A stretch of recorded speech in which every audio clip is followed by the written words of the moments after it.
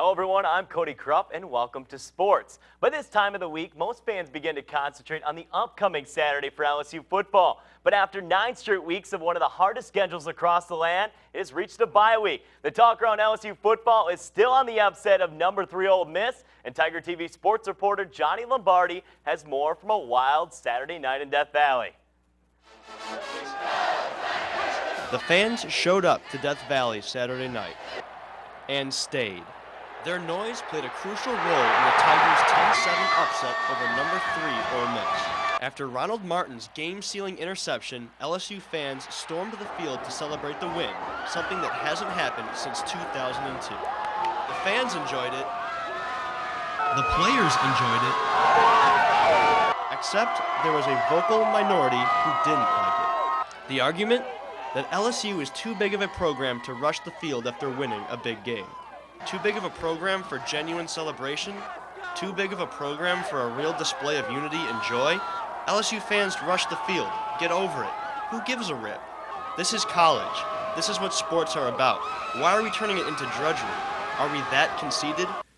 The loss to Alabama in the 2012 BCS championship game left a dark shadow over the program that LSU has been trying to get away from for the past 2 seasons. Saturday was the first time LSU was able to get it done against a high-profile opponent as a significant underdog since the championship game. In my opinion, it was a cause for celebration, a celebration that this campus desperately needed. This season seemed lost 3 weeks ago.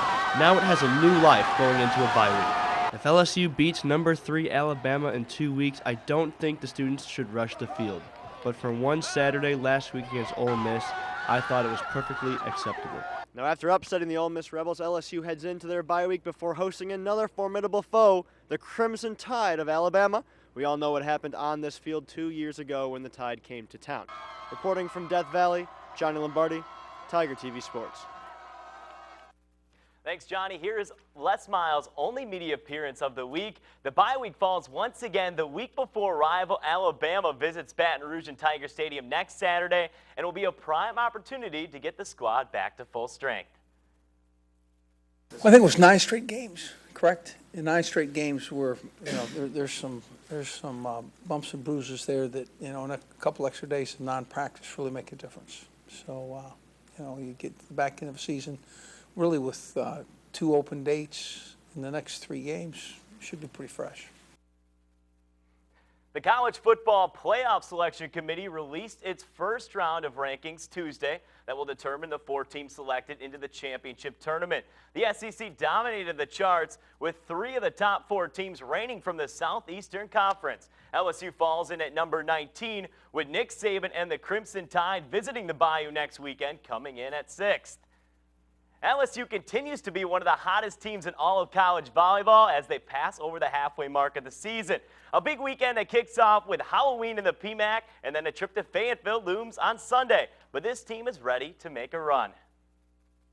I really do get more excited, but we also know there's a lot of matches left on the table for us, and there's some tough matches. South Carolina's coming in here with a lot of confidence, and Auburn is always a tough match, and Arkansas at Arkansas. So we really are just taking one match at a time. Improved a lot, and it's great that we're escalating at this point instead of some teams who might have started off good and are probably bottoming out now.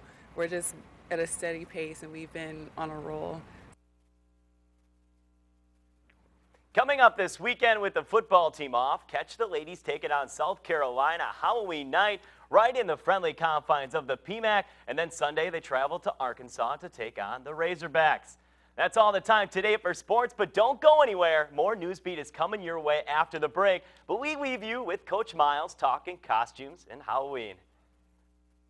20 years ago, I dressed smack up in some little kind of pirate outfit. Thought that was pretty cool. There's a bunch of some of those things back in there. Football players, boys win as football players routinely. Cheerleader, I remember cheerleader. Clown, I remember clown.